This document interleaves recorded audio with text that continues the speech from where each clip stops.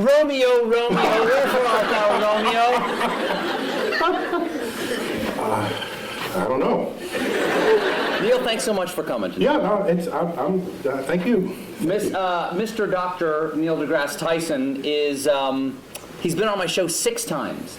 And often when I come out to greet the audience before I do my show, they ask me, who's your favorite guest of all time? And I say, not just for volume, but it's Neil deGrasse Tyson. Because not only do I love what Neil knows, but I love that he loves what he doesn't know. Always interested in the next thing to learn. Oh, yeah. And always roll to whatever idiocy my character wants to throw on him. I think the only time I ever surprised you, as you told me a little while ago, was I asked you, should scientists go to Argentina or hike the Appalachian Trail? Yeah, I want people to talk about them. It's the universe talking there. I think we're a little loud there. The universe amplifies. Yeah, that one, I missed that one. Yes, you'd missed that news story. Yeah. See, to go on a show, it's like the hardest interview ever. I have to I'm laden with current events just to mix with my science because I don't know where he's going to come at me. And I got to be ready with 7 tennis rackets to hit it back. And I'm upset because that one news story, remember with the guy, was it South Carolina guy? Who remembers? He goes to Argentina and becomes well known for having done so. And you asked me straight out, should scientists visit Argentina more often to become better known? And it just went, you aced me on that one. You're welcome. Now, Neil, we've got a lot to talk about tonight. Yeah. A lot of subjects. Science is a big thing. But I want to start off with, this is not a bribe. I want to start off with... Plus these chairs, I feel myself sliding. No, I know. Exactly. When we first walked in, I said, oh, welcome to the barn raising. I realized we were speaking before the Amish tonight. Now it's going to make it tough to talk about science and technology. All right, Neil, I want to start. I want to start in a broad way. Are you tweeting now, or are you actually trying to interview me? No, I'm just looking at photos of myself. Get a little work done. I need a little freshen up. Now, let me ask you a very basic question. Science, from scientia, in Latin, meaning knowledge. I didn't take Latin, but I'll take your word for it. Is it better to know or not to know? I think, well, my blunt answer is it's better to know. All right. But that is debatable, though. Well, I said it's my answer. Yeah. I mean, somebody else might have a different answer. For instance, Oedipus might have a different answer. Yeah. Yeah, I mean, I think... Is knowledge always a good thing? I have to say yes. Why? Because it empowers you to react and possibly even to do something about it if something about it needs to be done. Okay, but who we are is what we know, right? Part of who we are is what we know. And our identity is often based on how we see the world. Yes, and our personality for sure. And if we learn something that does not jive with how we think about the world, won't we have to re-examine who we are? Yeah, it could mess you up. Yeah. Once again, I'll go back to Oedipus. He plucked his eyes out rather than know anymore. Yeah, well, people back then, they did stuff like that. Yes, people back then, not people today. So I think there are people who would not know, who would rather. I remember the old days. I don't know if it still happens. A doctor would find out if you had cancer, they wouldn't tell you. They wouldn't tell you. Give it to me straight, Doc. Yeah, and why would you even have to say, give it to me straight, unless there was a day when they didn't give it to you straight? If I have 5 years left, I want to know I have 5 years left. Because I'm going to do something different in those 5 years. Neil? Yeah? I have some terrible news. But there are some people who don't want, there are some people who don't value science. And if they don't value science, are they valuing ignorance? Yes, but I will not pass judgment on them. What I will say is, if they are at maximal comfort in their ignorance, fine. Except that they will not be the participants on the frontier of cosmic discovery. They will be disenfranchised. Hello? Hello? I'm sorry, I've got a phone call. Hello? I'm sorry, I have to take this. Hello? My mic isn't working? Hello? Now who's in control? So they won't be in control of the next participants. No, they won't. Not only will they not be on that frontier making any discoveries, they're not in a position to enhance their life for having access to those discoveries themselves. Can knowledge ever be a bad thing? I don't think so. What about actions that knowledge takes us to? Do you think that Oppenheimer, when the bomb went off, and he said, "I am become death, destroyer of worlds," do you think he perhaps questioned for a moment whether the knowledge they achieved that led to the creation of the bomb perhaps should have been left undiscovered? Do you know what he said in response to those kinds of questions? Yes. He said, because people said, have you usurped the power of God? Have you? And he said,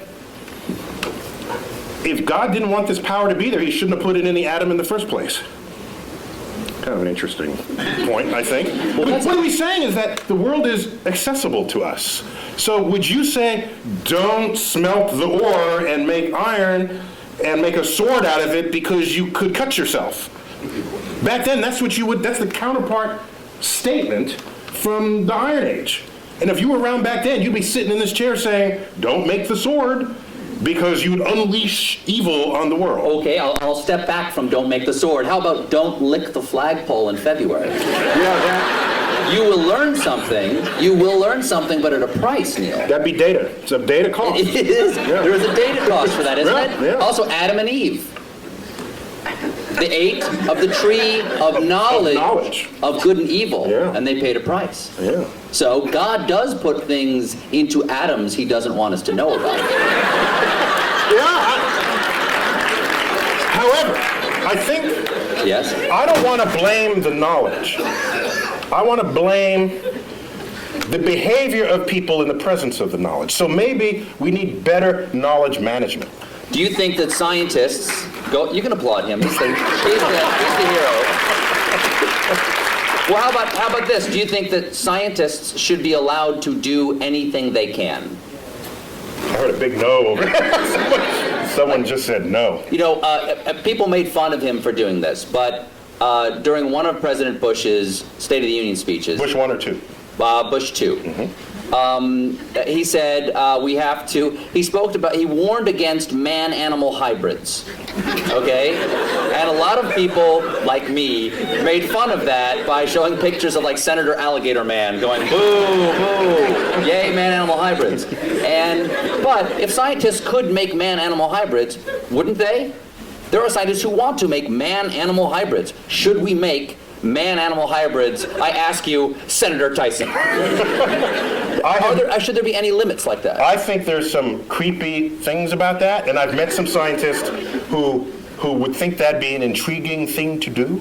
Yes. Okay? I think we as a society, as a democracy, what we should do is come to some understanding of what the prevailing social mores are.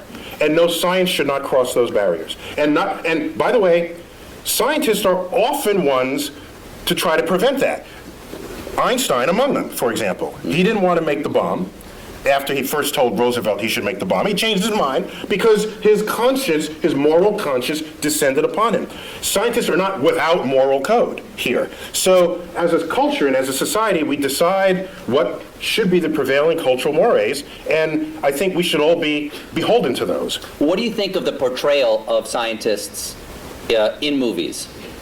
Because often, for instance, the scientists who make the Terminator, they're the bad guys. Scientists lead us to the Terminator, or they create the superbug that wipes out the world, or they enrage the monster at the bottom of the sea. When you part the curtains and at the bottom of all of that, there's a politician funding that research.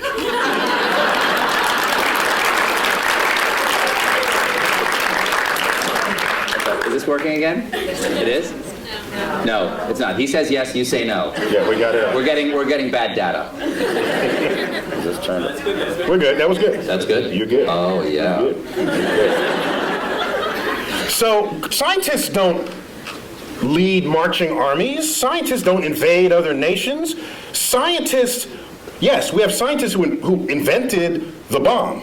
Yes, but somebody had to pay for the bomb, and that was taxpayers. That was war bonds. There was a political action that called for it. So everyone blames the scientists. We are collectively part of a society that is passing, that is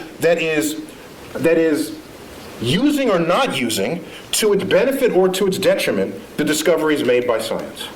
And at the end of the day, a discovery itself is not moral. It's our application of it that has to pass that test.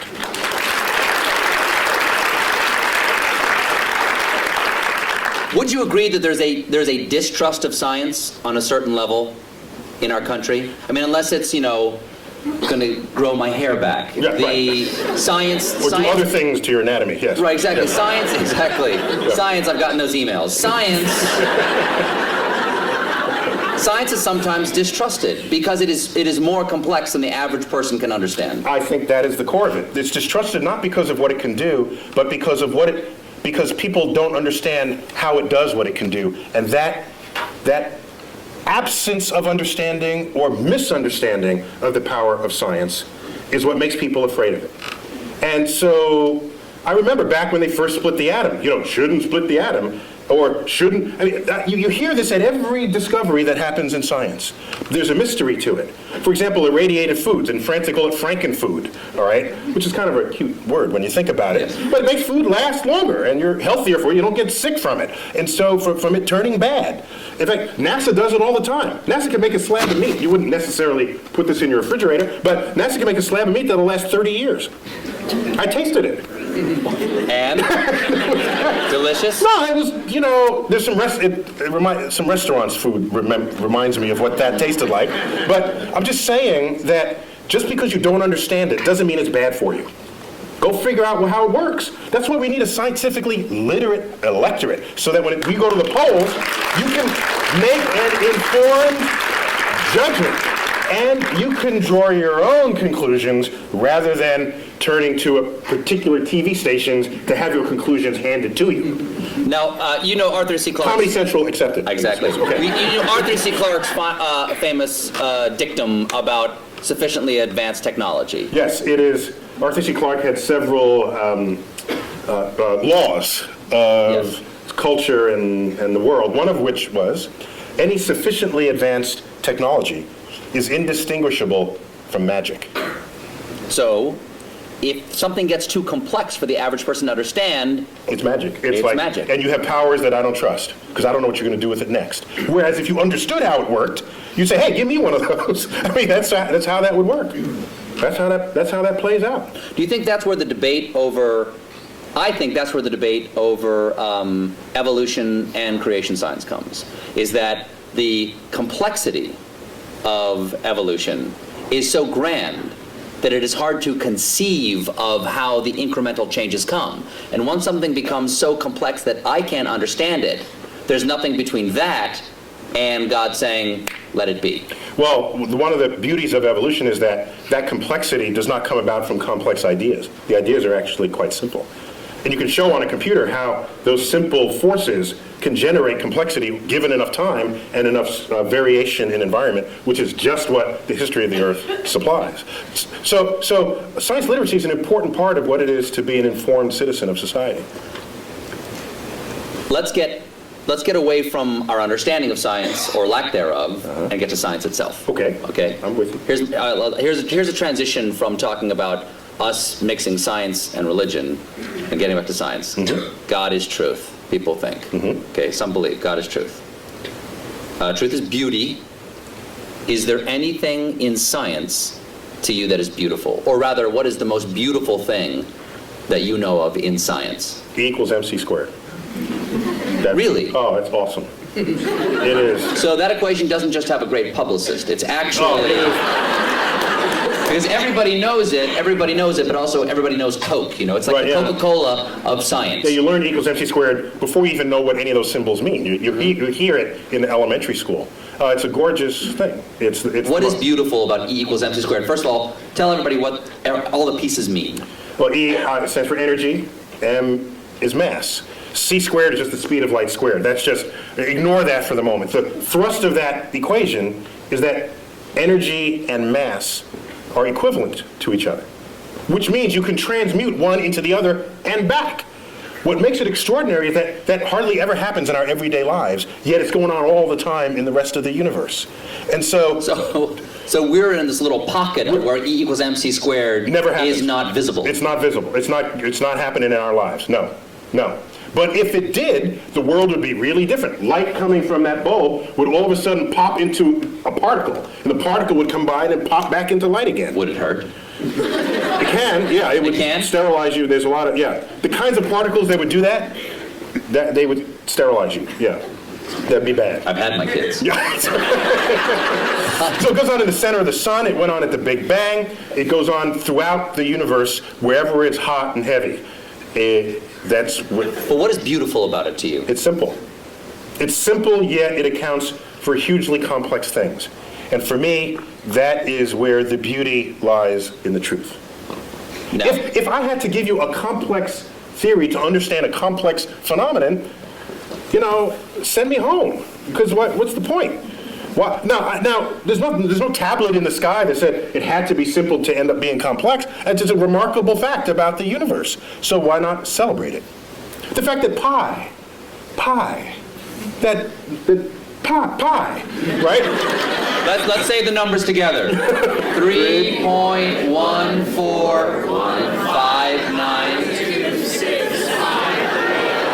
We got a few That's geeks over pretty here. good. That's a nerd fest. We got a geek thing going on over there. I Not felt. bad, not bad. The fact that you take a circle of any size, a circle the size of the universe itself, and divide it by its own radius, and you get that number, that's beautiful. I have to pause, and I get misty thinking of that. I'm sorry, that's just another one, that the atoms and molecules in your body are traceable to the crucibles in the centers of stars that manufactured these elements over its lifespan, when unstable, on death, exploding its enriched guts across the galaxy, scattering it into gas clouds that would ultimately collapse and make a star and have the right ingredients to make planets and people. Which means we are part of this universe.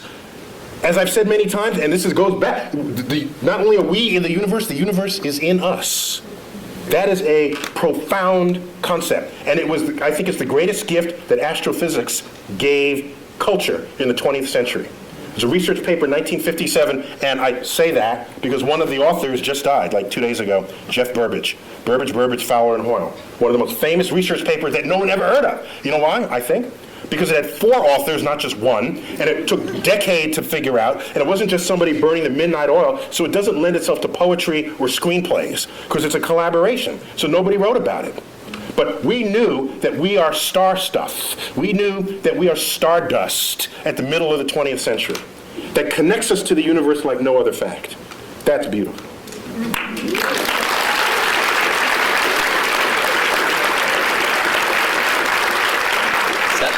Sounds like you have written poetry about it. Once it gets in you, you have, the only way it comes out is poetically. No! You write poetry. You write sonnets. I don't know if they're sonnets, but occasionally a word rhymes in it, and I don't know what to call it. But sometimes if you feel deeply about something, I think the greatest poetry, not that I'm an astrophysicist, right? That's my disclaimer. Mm-hmm. But some of the greatest poetry is revealing to the reader the beauty in something that was so simple you had taken it for granted. That, I think, is the job of the poet. And so,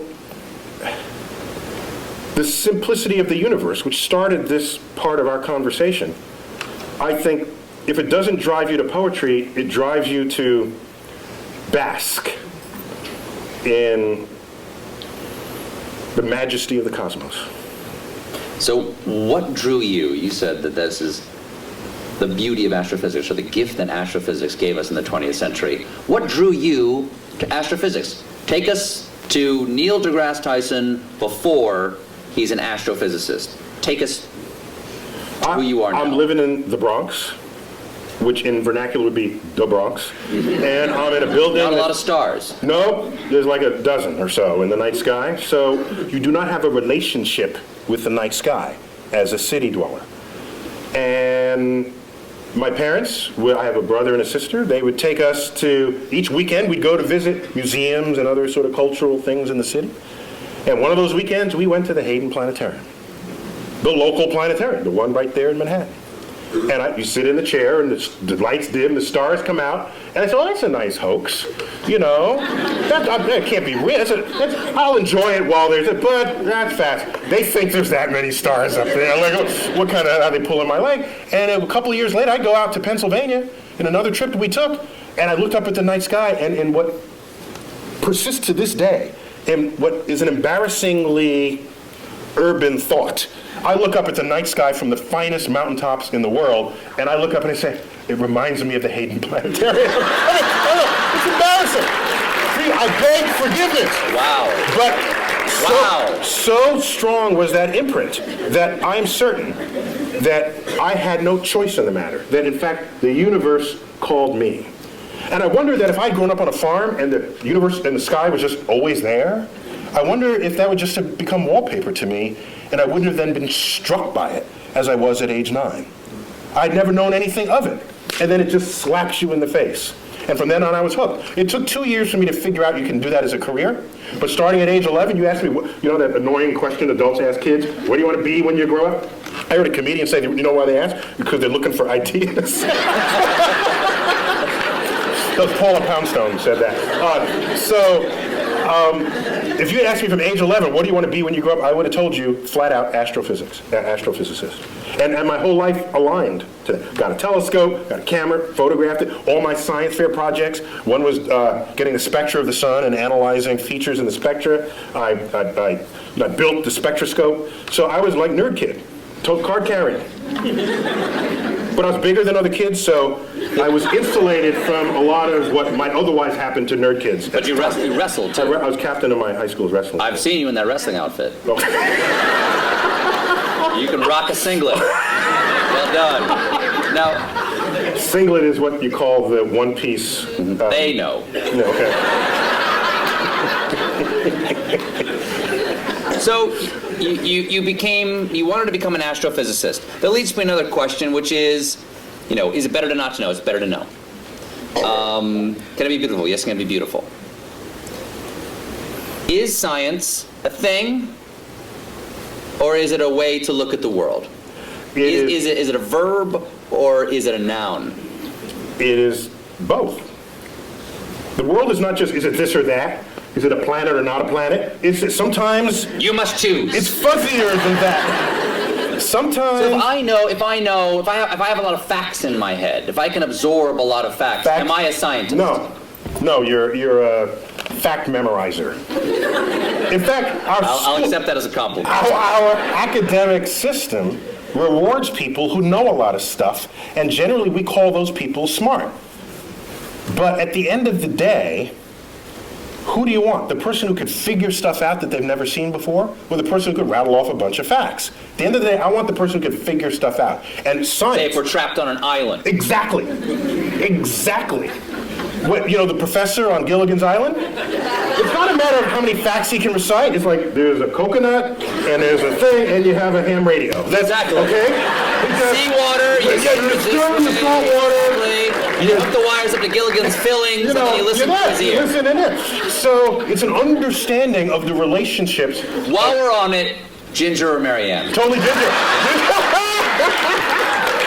Ginger. Complete. That was like, she came around the wrong time of my life. I'm telling you. It was like Ginger all the way. For sure. So it's a way of approaching the world. It's a way, not only of approaching the world, it's a way of equipping yourself to interpret what happens in front of you. I think of science, the methods and tools that enable it, as kind of like a utility belt that you walk around with.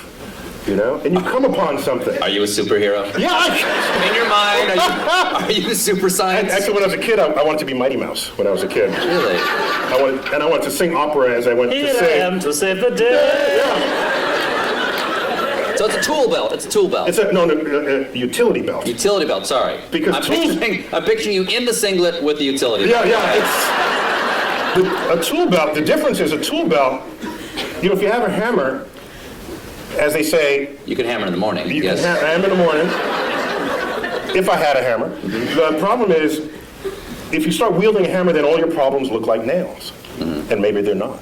Maybe it's more subtle than that. And so your toolkit has to be able to morph into what is necessary for what it is that you confront at that moment.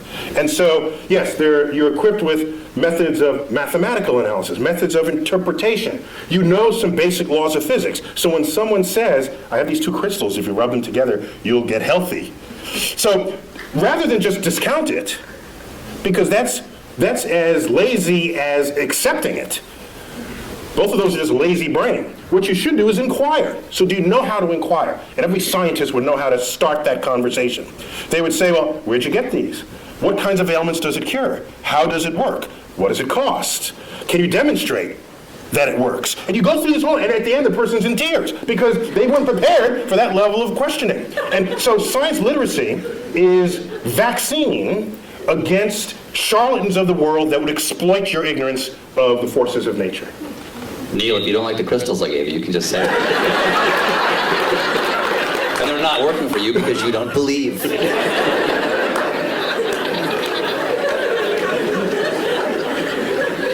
Is there any science fiction you admire or that you enjoy? Or do you see the holes in science fiction and go, I can't enjoy that? Of course, he would know the effects of a neutron star. He doesn't know tidal forces?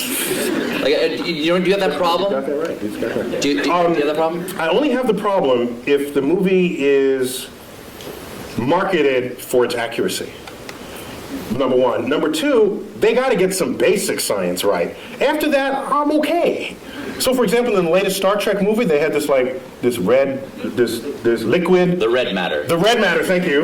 Release the red matter. Release the red matter, and you drop it into the core of a planet, and it turns a planet into a black hole. I thought that's kind of cool. Now, what was a little weird was...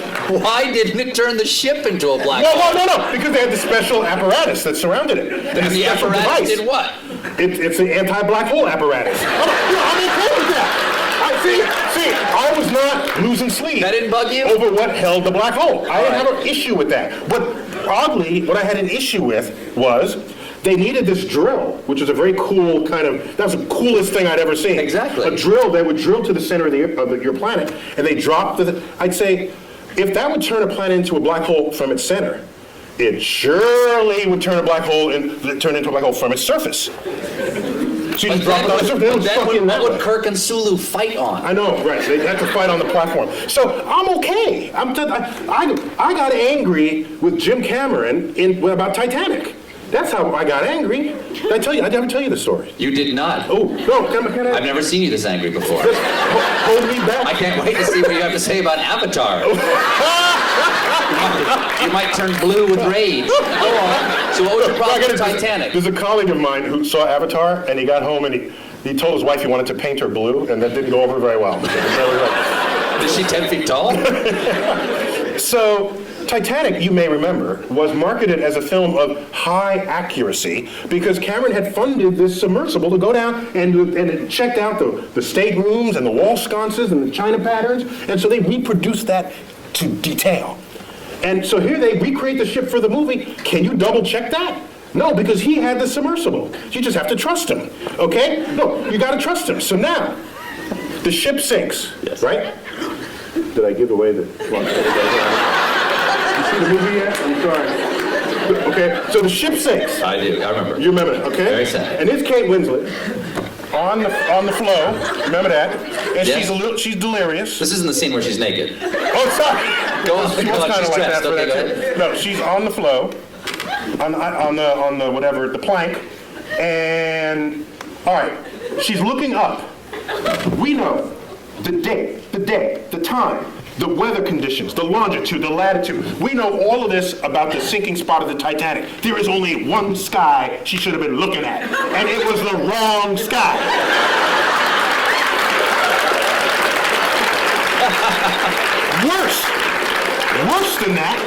Worse than that, the left side of the sky was a mirror reflection of the right side of the sky. So it was not only wrong, it was lazy and So odd. halfway through, they just might just flip it. No one will know. And so I was livid. Ooh. I got out my finest stationery and I wrote a letter to Jim Cameron. No reply. 5 years later, I bump into him. He was on a NASA committee. And my sort of presence with NASA was growing by then. And I bumped into him in a meeting. And I said, Mr. Cameron, I just have to ask. You know, the sky, it's not the right, it's blood, what? And he says, well, actually that happened in post-production. So he's absolving himself of guilt. But I wanted him to grovel in front of my feet, which he did not do. Now, wait. So I was angrier after that. Later on, Wired magazine honors him for Discoverer of the Year, Explorer of the Year, and they want to hold their party at the Rose Center for Earth and Space. You don't come into my house and get the sky wrong. Okay? Is my microphone working? Or did it fall? You're loud enough, you don't need a microphone. There we go, it fell down. Can you hear me now? Mine, yes. Okay. So, he's in my house. And as a courtesy, they extended me an invitation to have dinner with a small group of them after this award ceremony. So I said, yeah. So we go to dinner. There's 6 of us at the table. The wine is pouring. So I said, Jim, I don't know if you remember, but I brought this up some time ago about the sky. And I wouldn't be so upset, except that everything else you boasted was so accurate. And we can't even check how accurate that is, but anybody can spend $50 for a planetarium sky program and look at the sky and know that you got the wrong sky. What gives? And you know what he said? He said, last I checked, worldwide, Titanic has grossed $1.3 billion. Imagine how much more it would have grossed if I gotten the sky right.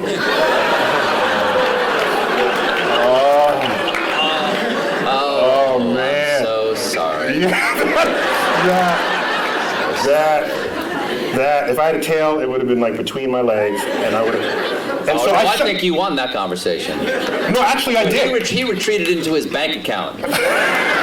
Here's what But happened. you know, but that money will all eventually be gone, and he would still have gotten the sky wrong. Oh, that's an interesting point. That's right. The sky will Outlived even James Cameron. However, as dejected as I was, 2 weeks later, I get a phone call. Forgot the guy's name. He calls me up and says, hello, it's Dr. Tyson. I said, yes. He said, I forgot his name, Johnny Smith. I work in post-production for Jim Cameron. He is releasing a 10-year director's cut anniversary edition of the Titanic, and will be adding new footage from the deck. And he tells me you have a sky that he can use.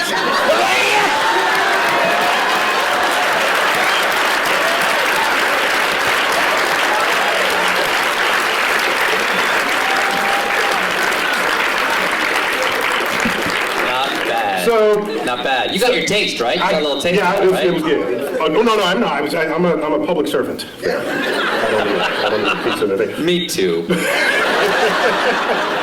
So if you're gonna claim it's right, then I'm gonna hold you to it. If you're not, then I'll just sit back and enjoy it.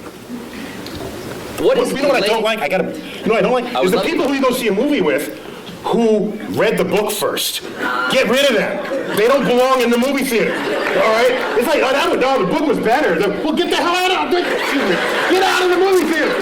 Then get back to your book. Leave me alone. Those people I can't stand.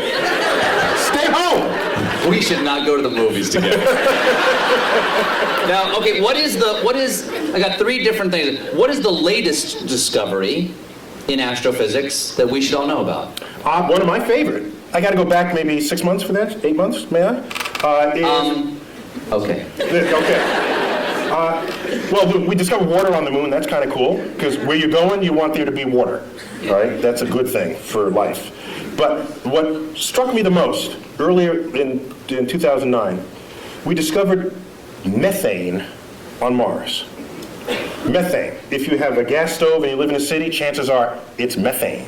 It's a flammable gas. You say, well, so what? Who cares? Except that methane is the byproduct. It's a part of the gaseous effluences of anaerobic bacteria, which on Earth operates deep in the intestinal tract of farm animals. That's a very scientific way of saying there are Mars farts. That's what you're saying, I right? didn't want to say it. Yeah. You got a doctor in front of your name. You can't say stuff I like can't that. say stuff like that. But that means that is possibility, or is that yeah, there's life, but no one will come out and say it.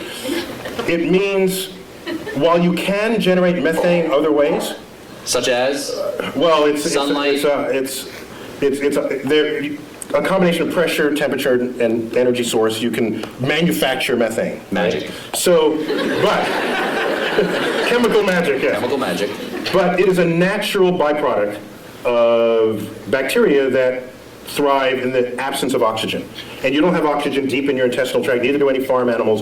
And if you're down under and Mars doesn't have oxygen. So it's tantalizing to think that maybe there are life reservoirs in aquifers beneath the Martian soils.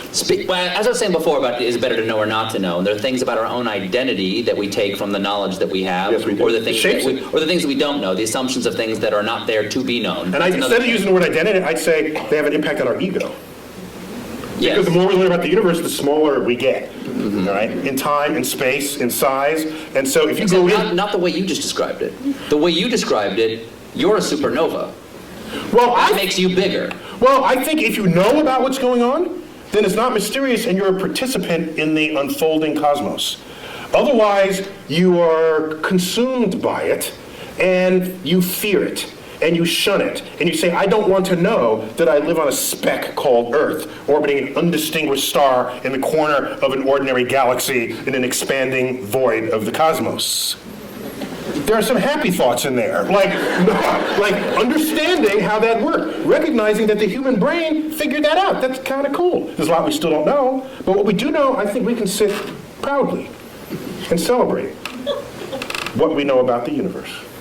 Maybe, now, not every one of us figured it took a few key people like Newton and Einstein, but we learned what they taught us, and each of them stands on the shoulders of giants that came before them, just as the quote goes. Let's celebrate it, not fear it.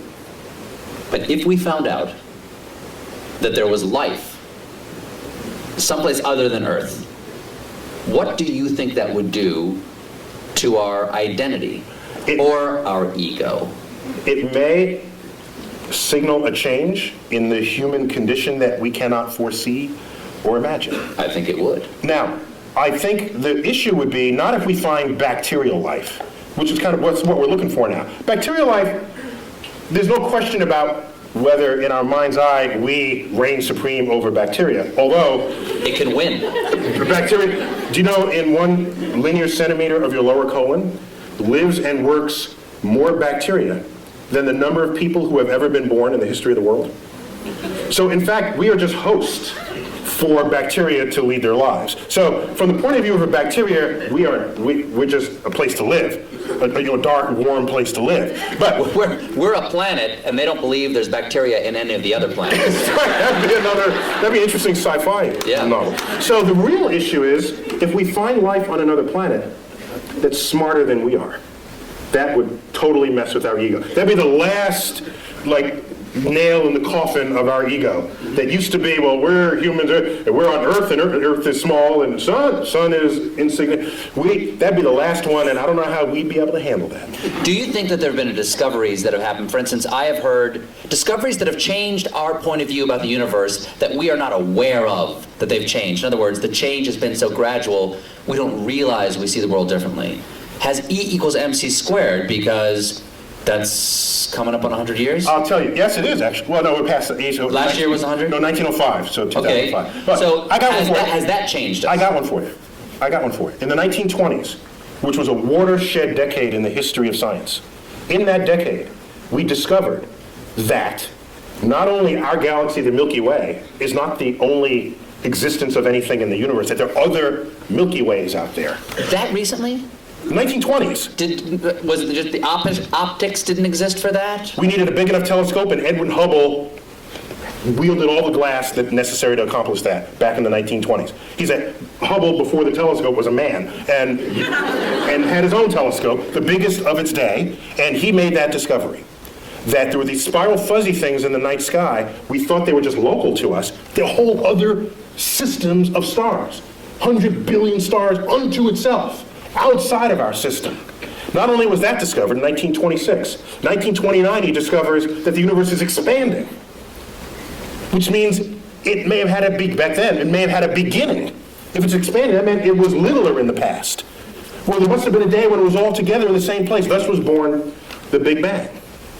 Okay, so now, also in that decade, quantum mechanics, quantum physics was discovered. That is the science of the small, the science of electrons, protons, neutrons, particles, nuclei. At the time, you'd say, this is just physicists burning tax money. Because who cares about the atom? I got my horse to feed. I got kids, you got issues in society. Yet it's quantum mechanics that is the entire foundation of our technological revolution. There would be no computers. There would be none of what you take for granted, your iPod, your iPhone, cell phones, the space program, without our understanding of the laws of physics as they operate on that atomic and molecular and nuclear level. And so the chemist has no understanding of the periodic table of elements without quantum mechanics. To them, it's just a list of elements. Quantum mechanics tells you why this column is there, and that's there, why this mates with that, and why that makes a molecule with that. That's quantum mechanics, and it's unheralded. You ask me, is there any discovery that has changed how we live? It is quantum mechanics. And I make this point because I'm ready to... Today, you hear people saying, why are we spending money up there when we got problems on Earth? And people don't connect the time delay between the frontier of scientific research and how that's going to transform your life later down the line. All they want is a quarterly report that shows the product that comes out of it. That is so short-sighted that that's the beginning of the end of your culture. So it's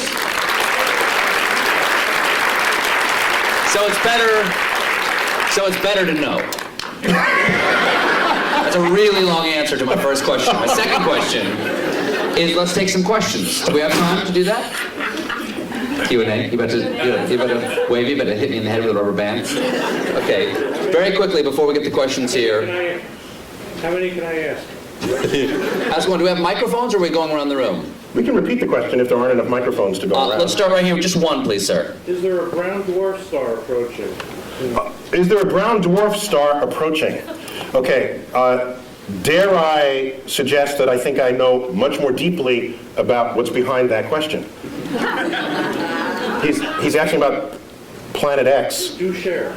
That would swing by Earth in the year 2012 and tip us on our axis and have it be the end of civilization as we know it. Is that right, sir? Oh, I heard about that. Yeah. I'm digging a subterranean chamber. Yeah. Me and my kids are going to be fine. Yeah, go on. When's it get here? It doesn't exist. Moving on. Next question. Yes. No, there is no Planet X. All gravity, all principal sources of gravity in the solar system are present and accounted for. Anything Yes, we sir. discover now are tiny and insignificant, like Pluto's relatives. Yes. Yes. Anything to say about Apophis? Apophis. An asteroid the size of the Rose Bowl. Discovered December 2004. Headed towards Earth. It's not alone among asteroids headed towards Earth, except that this one is headed, there's a whole set of asteroids that cross Earth's orbit. That alone is not a problem. You cross the street all the time, but at different times the trucks drive by, okay? So the issue is, are you crossing the street when the truck is driving there at the same moment? That simultaneity is what matters. Apophis, when he ran the calculations, showed that there was a chance of it hitting us in the year 2036, with a close approach in the year 2029 on April 13th. A Friday, by the way. But here's what's significant about that. We've had close approaches before, but none this close. This is the size of the Rose Bowl, and on April 13th, 2029, it'll come close enough to Earth to dip below our orbiting communication satellites. Do you think 2.5% is a big number for that asteroid to come to Earth? No, right now the best estimates are several in a million that it will hit us in 2036. And if it does, it will likely hit the Pacific Ocean, plunge into a depth of 3 miles, explode, cavitate the ocean, send waves of tsunamis. The first one from the impact. The second one, because the water splashes back into the cavity, goes high into the air, drops back down, and sends another pulse. This will go on about 40 times. There'll be multiple tsunamis. I was just on the Santa Monica beach 2 nights ago, because Santa Monica is the first city to get hit, because it's the beeline right up from Santa Monica, 600 kilometers into the Pacific. 5-story tall tsunami would take out the entire west coast of the United States. But nobody has to die, because we know this well in advance. But I think 2 people will die. The stupid surfer who wants to surf that tsunami, we know people like this, right? You see them. And you know who else? Of course, the weatherman who wants to bring the camera guy closer. Can you see the waves hitting the shore? Okay, take him out too. We don't need either one of them, and we'll get on with it. That would be a great James Cameron movie. Yes. Tonight there's a wolf moon. Can you explain what that means? What's a wolf moon? Okay, each full moon of the year has a name, and there are regional variations among those names. And the wolf moon, it's when it's snowy and the wolves howl. You can see the wolf in the light of the moon because the landscape is white, and the wolves don't turn white, so you can see them against this. And so depending on if you live in a region where there are wolves, that would be what you would call it. Other full moon names you've heard of, the harvest moon is one of them. The honeymoon is one. That's the moon that's in June, the honeymoon, because that moon actually never gets very high in the sky. And it's amber the entire time. It takes on the color of honey. It's just called the honeymoon, and you get married in June. And that's where you get the name honeymoon for that. Yeah. Anyone over here? No? Yes, sir. I think, in astronomy, probably dark energy was sort of a real game changer about 10 years ago, the discovery that the expansion of the universe is speeding up. If there's a game changer in the next 20 years, what is it? The question is, dark energy, he said 10 years ago, was like a game changer. Can I foresee any game changers on the horizon? Well, it turns out dark energy was not as much of a game changer as you might think, because we already had a slot for it in Einstein's equations.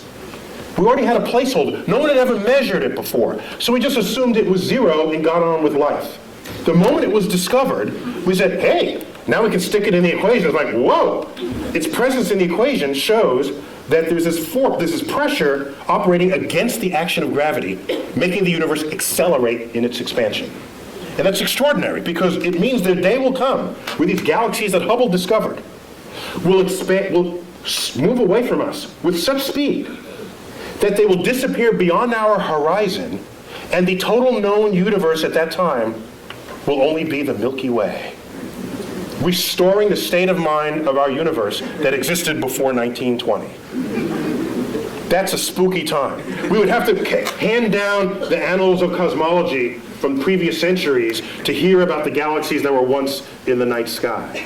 So game changers going forward. If we discover the dark matter particle, that'd be kind of cool. If dark energy and dark matter, because we don't know what's causing either one of them, but we measure them. So they are real in their action on the universe. We just don't know what it is. Okay? As distinct from the ether 100 years ago, we never measured it, we just assumed it was there, there was no data, it was just dark matter, dark energy, we can call it Fred and Wilma. Don't think it's matter or energy, we don't know what it is. Don't let the name fool you. I'll henceforth call it Fred and Wilma, okay? So, with Fred and Wilma, these two things, it may be a game changer. Once we figure out what it is, it's a new particle that then we can exploit to our benefit in the same way our understanding of quantum physics enabled us to exploit the behavior of atoms and nuclei to our benefit. So a new kind of physics would transform how we live.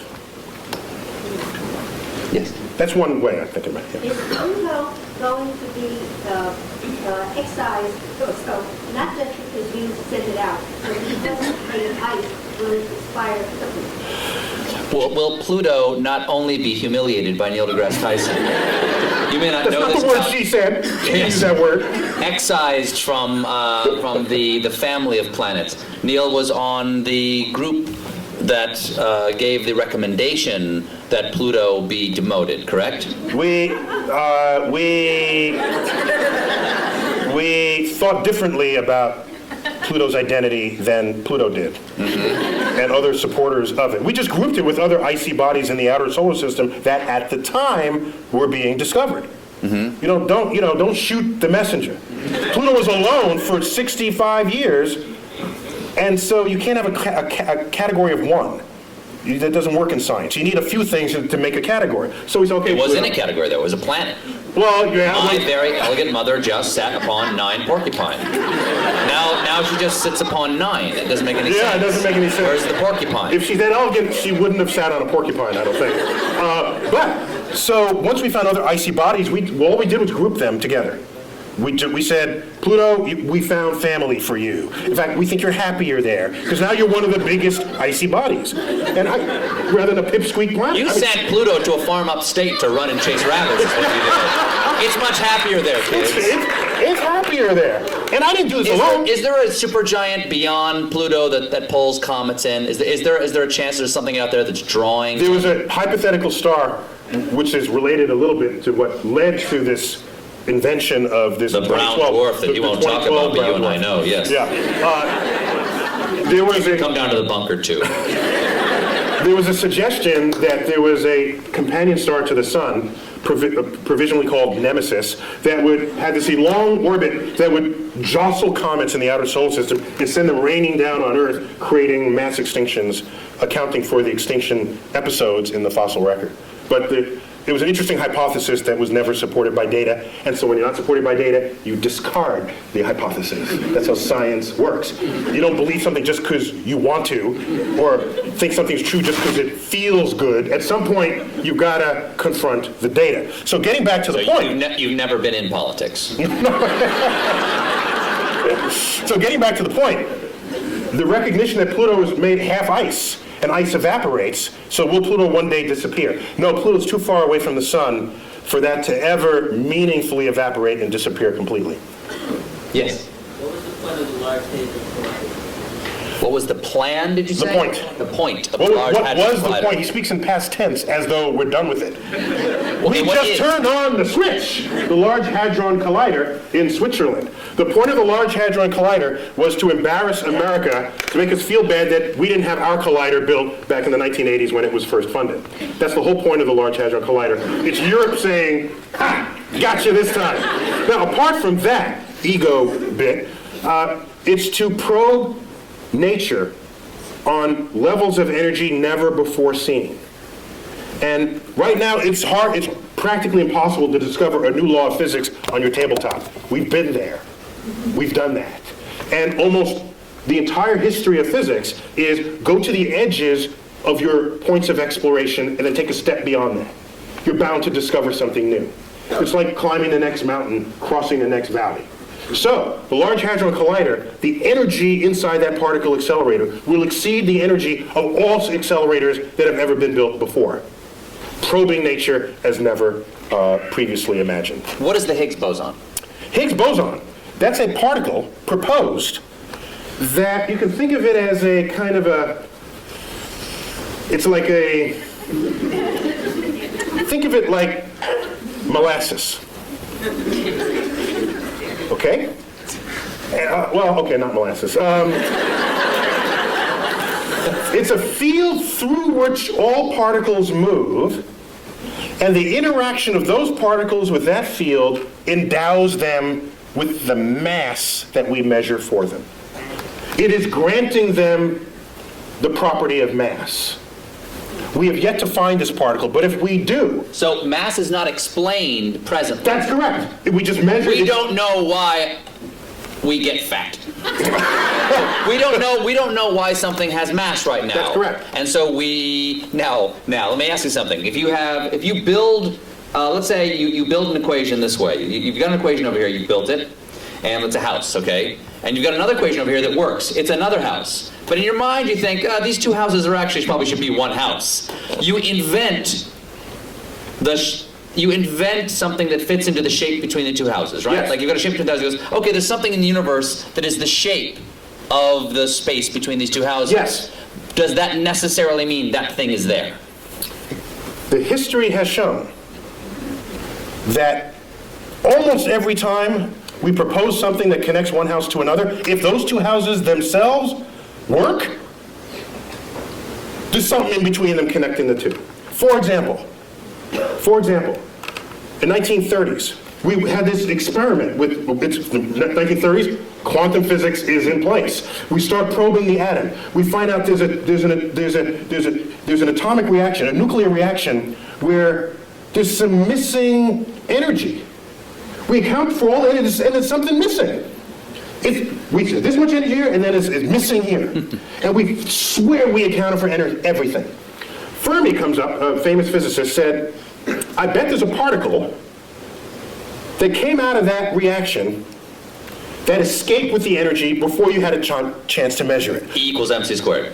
Well, that would have endowed that particle with its energy to do so, the mass to do so. And even MC squared is in every one of these, it's all over the place. It's written with E equals MC squared. The point is, he hypothesized the particle, gave it the properties that it would have to account for what was seen.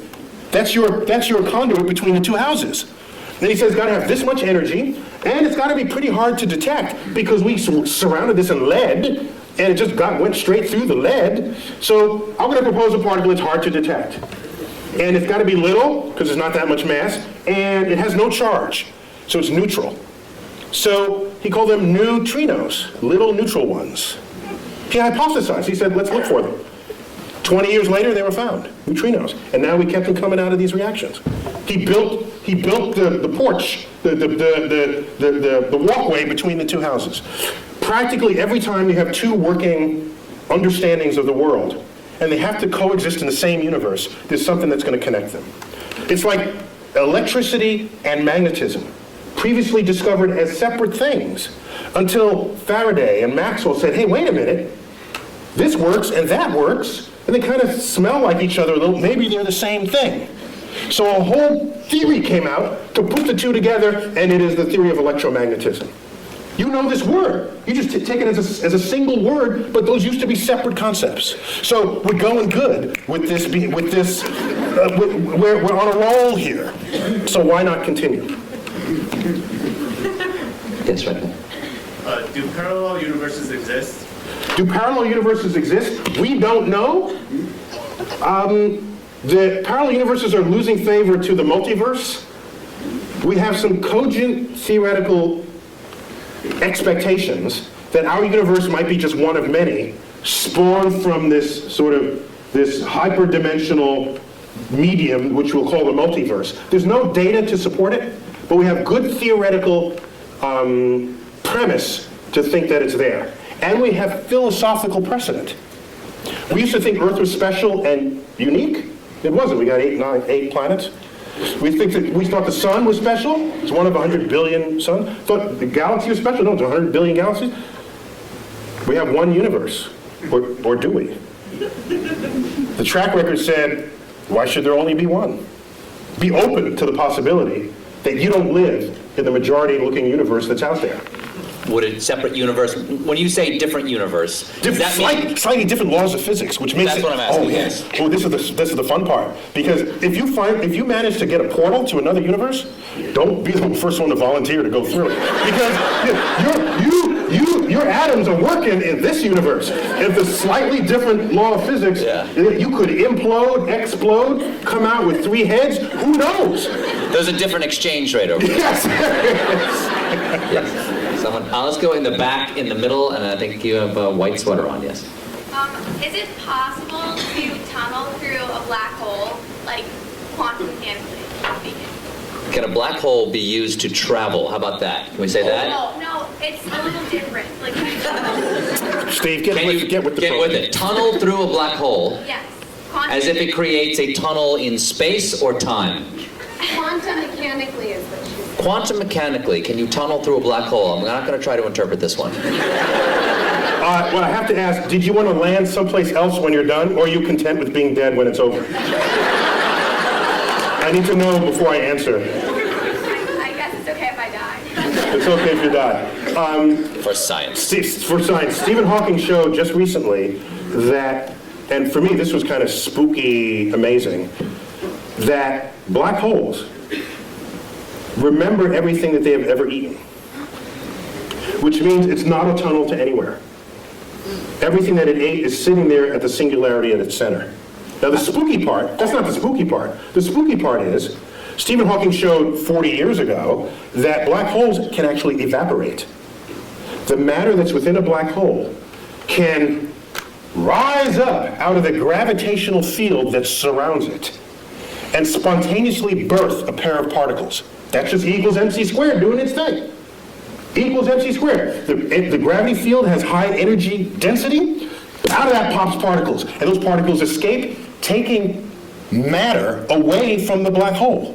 From the gravity field of the black hole. Doesn't that fly in the face of how we think of a black hole? In a black hole, gone forever. Because nothing escapes, because nothing can surpass the energy needed to go faster than the speed of light. Except quantum mechanics, this quantum physics from the 1920s gets you out of that problem. That's a classical understanding of black holes. You layer quantum mechanics on it, weird stuff happens. Completely legitimately weird stuff happens. So you birth these particles outside the thing. Now here's what happens. I dump you. That sounds like that. I'm not interrupting. That sounds like science is making magical exceptions for itself.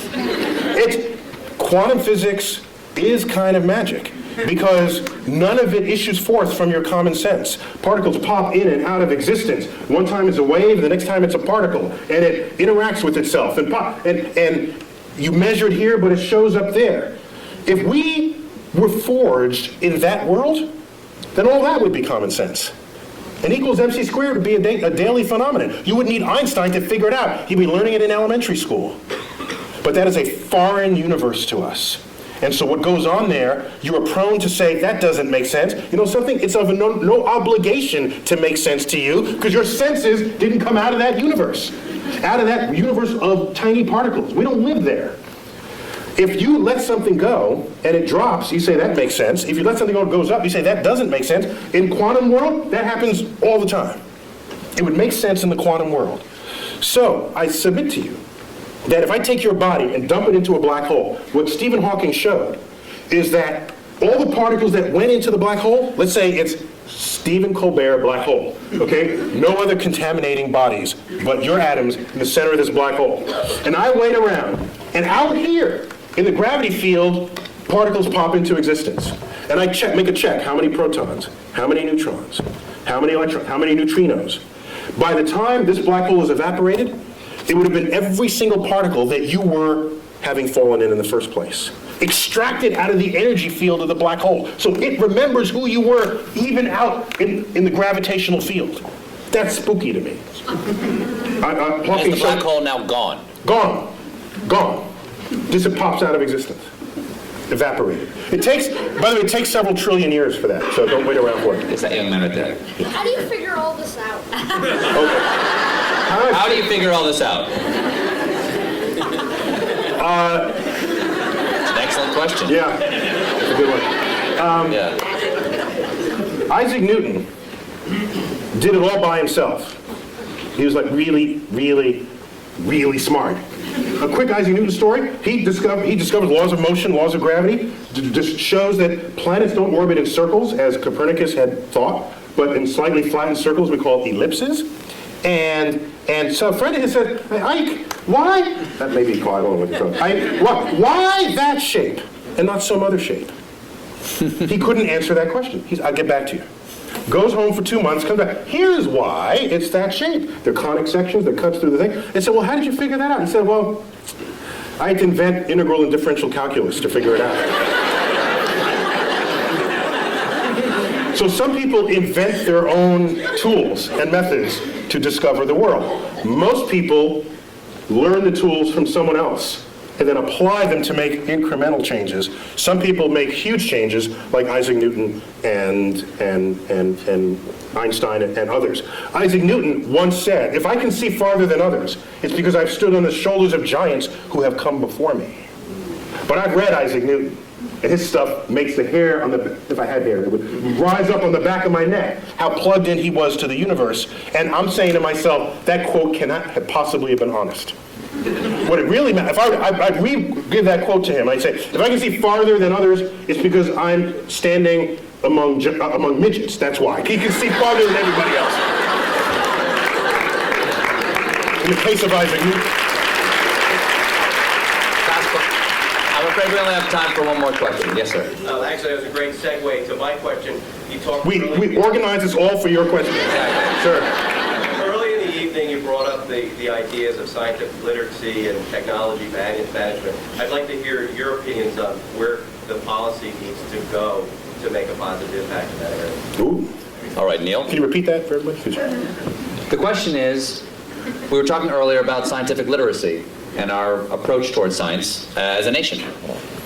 In your opinion, and you serve on science advisory panels, Yeah. where do you think we need to go as a nation? What do we need to do to increase our scientific literacy? I'll answer two-pronged. One is, what do you do with your kids? And kids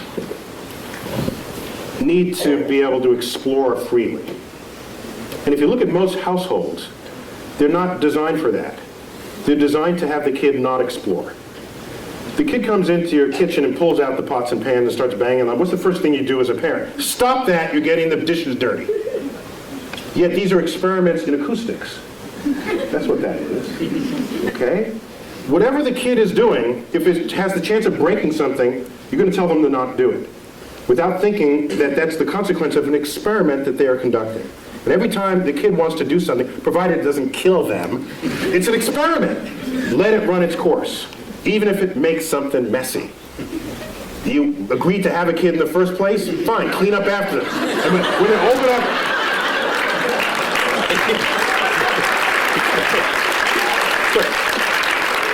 Because it's those seeds of curiosity that is the foundation of what it is to become a scientist. Now, I don't want everybody to be a scientist. That'd be a boring world. I want the poets, and I want the musicians, and we need that. And I don't have it. But I'm talking about promoting science literacy. And so the first step for the parent is to get out of the way. Allow the child to explore. They start playing in the mud. Don't do that in the mud. I just cleaned those pants. You're getting in the way of another experiment. They start plucking the petals off the flowers you just bought from the florist. And you say, stop that, I just paid $10 for the flowers. Had you let that continue, they'd find in the middle the stamen and the pistil, and they'd learn something about the flower. For $10. That's cheap. Derek Bach, one-time president of Harvard, once said, if you think education is expensive, try the cost of ignorance. And so that's got to start at home. In the schools, I don't have a problem with the fact memorizing, but don't equate that with what it is to be wise or what it is to be smart. Smart should be some combination of that, yes, but also, what is your lens on the world? How do you figure things out? And you promote that by stimulating curiosity. And I don't see enough stimulating curiosity in this world. This is a famous school right here. I saw the banner in the opening corridors. So you probably don't have that problem here, all right? But the whole world is not educated in this building. So a lot of change would need to happen in that regard. Now getting back to policy. I have tried. You do a simple Google, like YouTube and Tyson, my name, but put Neil so you don't get Mike, all right? Dining on someone's ear. Half of what ends up thrown onto YouTube are talks I've given where I'm trying to convince people, not only the public, but lawmakers and people in power, that investing in the frontier of science, however remote it may seem in its relevance to what you're doing today, is a way of stockpiling the seed corns of future harvests of this nation. And those seed corns, what they do is, whether or not you know it today, advancing a frontier, history has shown, has advanced a culture ever since the Industrial Revolution got underway. And we can speak more hegemonistically about it, that anyone who has embraced the powers of technology has enjoyed economic wealth, the likes of which the world has never seen, attendant with strength of security, okay? And so people say today, they'll say, so suppose the next terrorist attack is like a chemical attack. Do you call out the Marines, or do you get your best chemists to figure out what to do about that? There's a point where your weapons are not as useful as the brain of the scientist who you could bring to bear on the problem. And so I see science and technology and creative investments in it as the most significant infusion to our economy that could possibly be conceived. The problem is it's not going to boost the economy next quarter. It's got a time horizon longer than most people have the patience for, and most politicians have the re-election cycle to be tolerant of. So what we need is a longer view on those investments. I don't want to have NASA going hand in hand trying to get money to stimulate the frontier of cosmic discovery. And that frontier now involves biologists in the search for life, chemists in understanding the soils of Mars, aerospace engineers. You know what I don't want to do? I don't want to stand in front of 8th graders and say, who wants to be an aerospace engineer so that you can design an airplane that's 15% more fuel efficient than the one your father flew? That's not going to get him. But if I say, who wants to be an engineer and design the airfoil that'll fly in the rarefied atmosphere of Mars, I'm going to get the best students in the class, and you know it. Because that's an exciting project for smart people to work on, motivated people to work on. And when you have them, they invent stuff. They discover things. They transform the culture in which we live on a time horizon that is not easy to just tell someone in a one-sentence soundbite. And what I want is a level of science and cultural literacy that will allow the public to be able to think beyond the election cycle, to think for themselves and say, this is a good investment. How many times have you heard people say, if you're not among us here, why are we spending money up there when we have the problems down here? Have you ever asked how much money we're spending up there? Ask that question. You know what the answer is? I've asked people, how much money do you think we're spending? Here's your tax dollar. How much do you think? 10%? 15%? Those are the kinds of answers I get. You know how much is getting spent? The rovers, the space station, the space shuttles, all the launch vehicles, all the NASA centers is 6/10 of 1 penny on your tax dollar. 6/10 of 1 penny pays for it all. And you're telling me, why are we spending money there and down here? If you need that money to solve these problems, you got some other problems going on, okay? That's a whole other problem with society. So, I'm sorry, I'm getting off. So my point is, I think the greatest, the greatest need is to be able to have the foresight necessary to make investments on the frontier of science, even if at the time you make those investments, you cannot figure out how that might make you rich tomorrow. Michael Faraday, in the 1840s, was the first one to pass a wire through a magnetic field. And it made a little meter tick it moved a meter. He hooked up to it. Now this guy, you do this and this happens. That's kind of cool.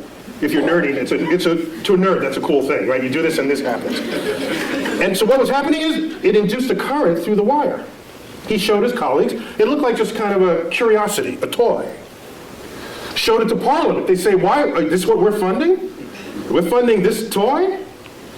And this may be apocryphal, but it is said of Faraday, in response to this inquiry, said this, because they asked, well, what value is this to the British Empire and to the king? He said, I don't know what value it is today, but I know one day you're going to tax it.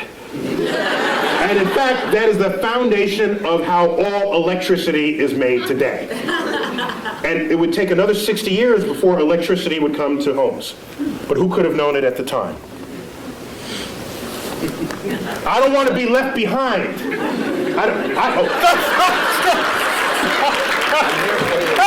I will not leave you behind. Last thing I'll say. Yes. Last thing I'll say. The biggest news story last year to me, it was not the methane flatulence. No. The biggest news story happened December 22nd, something like that. I forgot what day. A press release comes out. Russia says they want to send a mission to deflect Apophis, the killer asteroid. Oh, yeah. By the way, I said if that hits, it's going to hit the Pacific, which affects us. Okay? Russia says we're going to launch a mission. We're going to start designing it now. We're going to fund it. Oh, by the way, the United States is welcome to join us. And people say, that's nice, a little international thing. I'm saying, wait a minute. Something's wrong here. Aren't we the ones who are supposed to be starting missions and then invite other people to join us? Isn't that how it's been? So that was a sign, one of many, that our significance and meaning on the world stage is fading. And it's fading fast. And it's not a cliff, it's just a fade. And the day will come where the rest of the world just makes their own decisions about the future of their own space exploration and technologies. And we're sitting back saying, hi fellas, can we join along? Neil, we already proved we can deflect asteroids in the movie Armageddon. Yes. So there's our fantasy. We don't do it in real, we do it on the silver screen, and we're happy about that. Maybe we got to fix that disconnect. Last question. Why is there something instead of nothing? 10 words or less.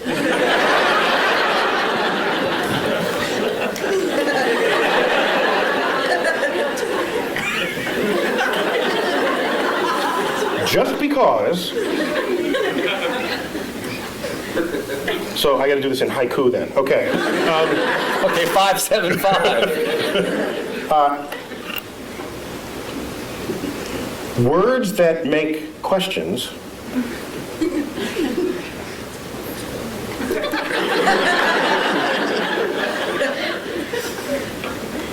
may not be questions at all. I am well rebuked.